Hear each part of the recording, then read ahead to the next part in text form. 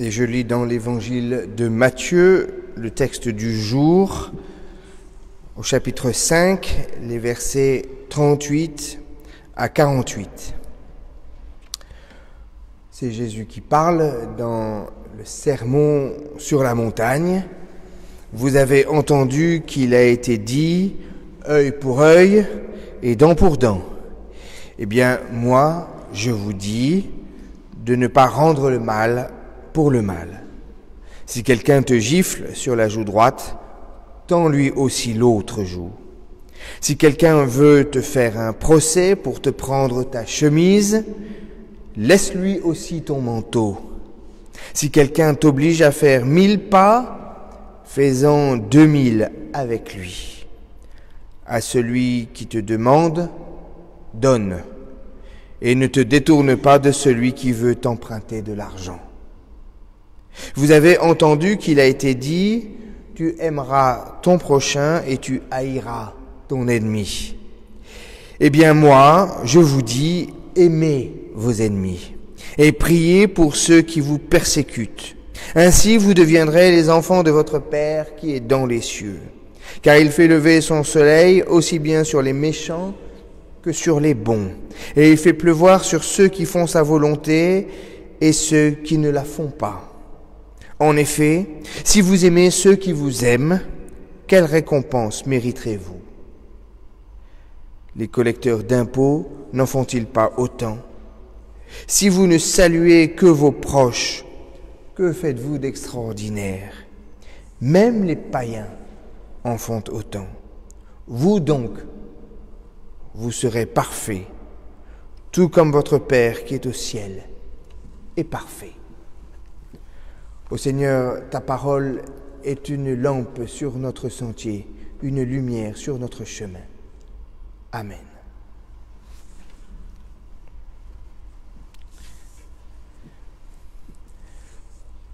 J'ai toujours été très étonné de la facilité avec laquelle on évoque les valeurs dites chrétiennes.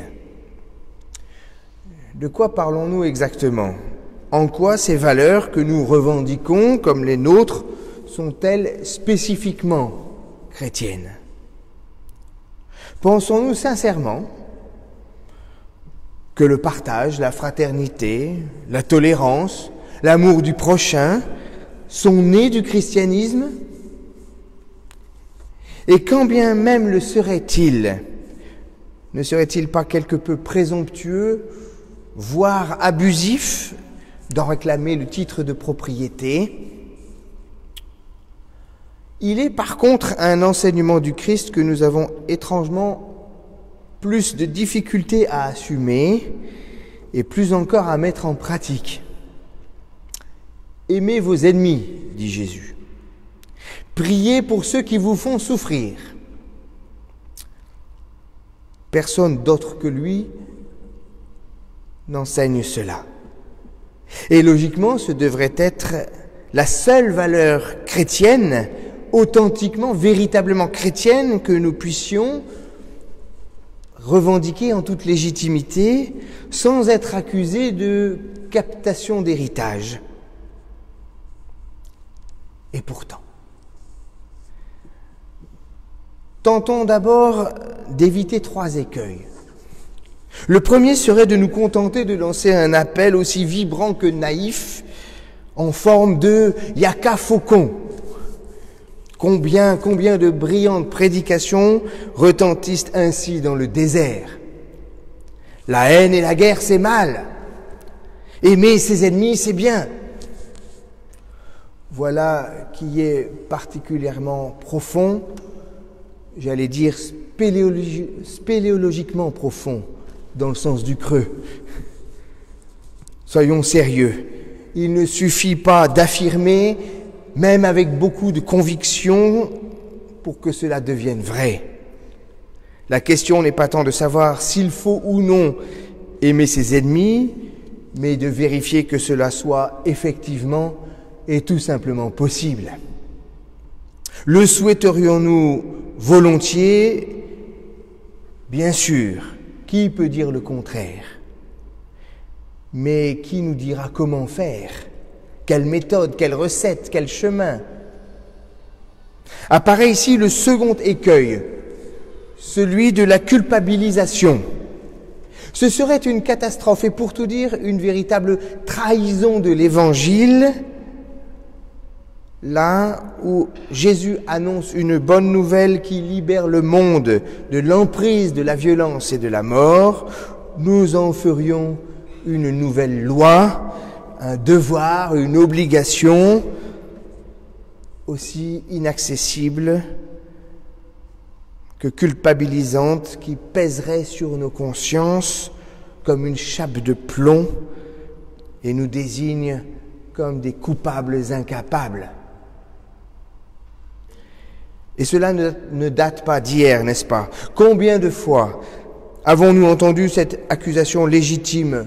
Comment, vous, chrétiens, pouvez-vous prétendre qu'il faut aimer ses ennemis quand vous n'avez cessé tout au long de l'histoire de faire exactement le contraire? Inutile d'égrener ici le catalogue des exactions commises au nom de la foi chrétienne. Si nous ne sommes ni aveugles ni amnésiques, nous savons, tous autant que nous sommes, que nous n'avons jamais réussi à aimer nos ennemis. Si nous ne sommes ni aveugles ni amnésiques, disais-je, de fait, on peut le supposer sans toutefois l'affirmer de manière assurée.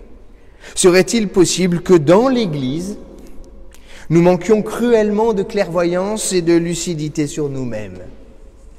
Dans l'Église, croyons-nous secrètement, il ne doit pas, il ne peut pas y avoir d'ennemis, parce qu'il n'y a que des frères et des sœurs, et que nous sommes censés nous aimer les uns les autres. L'Église, en tant que corps du Christ, se doit d'être, par principe, par essence presque, le lieu par excellence de l'amour et du pardon réciproque les uns pour les autres. Oh, des petits différends, peut-être, mais point d'ennemis. Grand Dieu, c'est impossible. Dans l'Église, on aime tout le monde. N'est-ce pas le principe même de la grâce? Et chacun d'enrober ce pieux mensonge d'une petite sauce dégoulinante de bondieuserie bien sucrée, avec du Jésus tout autour comme un petit nez rouge qu'on met sur un cadeau. Les psychanalystes appellent cela de la dénégation. Il est vrai que comme tout le monde, nous détestons l'idée d'avoir des ennemis. Nous aimerions tellement être aimés de tous. Voilà même une des deux grandes craintes secrètes de l'humain, disait Paul Ricoeur. Découvrir premièrement que nous allons mourir un jour et deuxièmement qu'il y a des gens qui ne nous aiment pas. Alors, sans doute que le premier pas sur ce chemin escarpé de l'amour des ennemis, c'est de reconnaître avec lucidité et humilité que nous avons tous des ennemis. Jésus ne dit pas « n'ayez pas d'ennemis, aimez tout le monde ». Lui-même en a eu.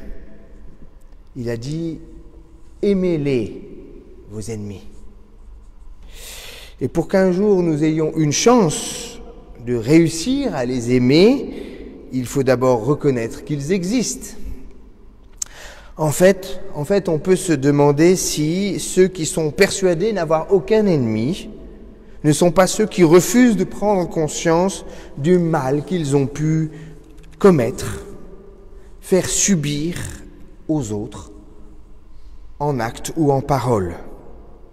N'est-ce pas la marque d'un certain égocentrisme que de ne même pas pouvoir se rendre compte que certains ont pu être blessés par notre faute? Accepter d'avoir des ennemis, c'est commencer à se décentrer un peu pour regarder autour de soi et peut-être commencer à voir les larmes dans les yeux de celui ou de celle que l'on a blessé, sans doute sans même le vouloir. Et dans le même temps, il faut dire que derrière notre incapacité à aimer nos ennemis se cache peut-être aussi une manière de revendiquer notre droit à la justice. Derrière notre rancœur, notre ressentiment, cette petite pointe qu'il y a en nous, cette boule dans notre ventre, peut-être même notre inavouable désir de vengeance, se dissimule notre désir d'être reconnu en tant que victime, ainsi que notre demande de réparation pour le préjudice que nous avons subi. Voilà la vérité, connaître et nommer ses ennemis, c'est aussi une manière de réclamer son droit à la justice et d'exiger une légitime réparation. Qui pourrait nous contester ce droit ? Mais bien entendu, comme tout le monde, je dis bien, nous essayons d'en rajouter un peu, de noircir le tableau en faisant un peu de surenchère, ne serait-ce que pour le plaisir aussi inavoué que sadique de voir l'autre souffrir à son tour. Comme l'écrit si bien La Rochefoucauld, on déteste ceux à qui on a fait du mal. C'est vrai. Là où la loi du talion limite la surenchère en exigeant un œil pour un œil et une dent pour une dent, je connais une devise de régiment militaire qui inscrit sur son fronton fièrement à l'entrée de la caserne « Pour une dent, toute la gueule ». Alors oui, il faut le dire, ce tout premier pas demande un effort de lucidité et de clairvoyance pour regarder en face la violence qui se dissimule dans nos relations. C'est alors et alors seulement que nous pourrons essayer de faire un petit pas de plus pour tenter de comprendre d'où vient ce mal qui nous ronge. À relire ce passage étonnant du Sermon sur la montagne, j'ai été intrigué de ce que Jésus place la question et son appel à aimer nos ennemis sur un plan strictement et uniquement affectif, et non sur le plan de la justice, du droit, de la violence ou même du royaume de Dieu. Non, tout pour lui est concentré sur un problème affectif. Aimez vos ennemis, dit-il. Si vous aimez seulement ceux qui vous aiment, quelle récompense méritez-vous ? Les collecteurs d'impôts n'en font-ils pas autant ? Et l'apôtre Paul fait exactement la même chose dans l'épître aux Romains au chapitre 5. Dieu a répandu son amour dans nos cœurs par l'Esprit Saint qu'il nous a donné. Dieu nous a prouvé à quel point il nous aime. Le Christ est mort pour nous alors que nous étions encore pécheurs. Oui, nous étions les ennemis de Dieu, mais il nous a réconciliés avec lui par la mort de son Fils. Ce faisant, Jésus comme Paul désigne précisément là où se situe la racine du problème. Précisons les mots pour y découvrir des nuances importantes. Quand on parle d'ennemis, de quoi parlons-nous ? Il faut en fait distinguer l'hostilité, l'adversité et l'inimitié. L'hostilité se dit d'un État qui fait valoir ses intérêts propres face à un autre État. C'est donc une question d'intérêt qui pousse à se faire la guerre d'un État à l'autre. La question de l'hostilité n'est pas affective, elle est économique, elle est territoriale. La question de l'adversité, elle, se dit d'un adversaire qui s'oppose à mes projets. Un adversaire n'est pas forcément un ennemi. C'est quelqu'un qui a un projet concurrent, voire opposé au mien, à la différence d'un partenaire qui aurait un projet complémentaire du mien. L'inimitié, elle, se vit entre deux ennemis et s'oppose à l'amitié. On comprend alors que l'ennemi,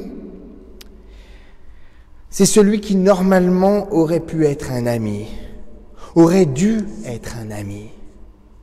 Voilà pourquoi Paul et Jésus placent tous deux la solution sur le plan strictement et uniquement relationnel.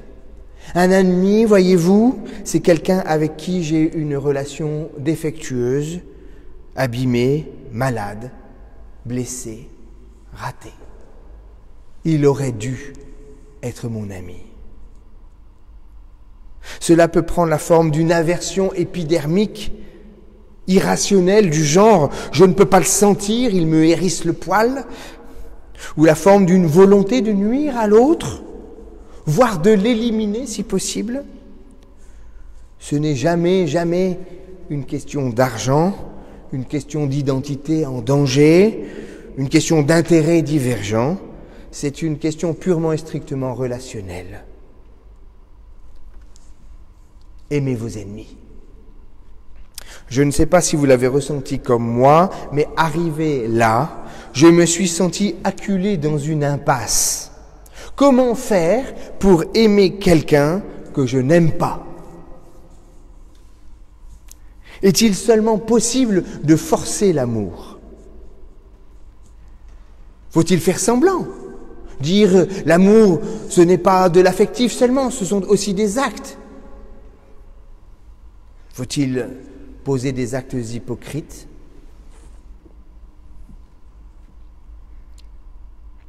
L'impasse apparaît d'autant plus terrible si l'on revient à notre constat initial.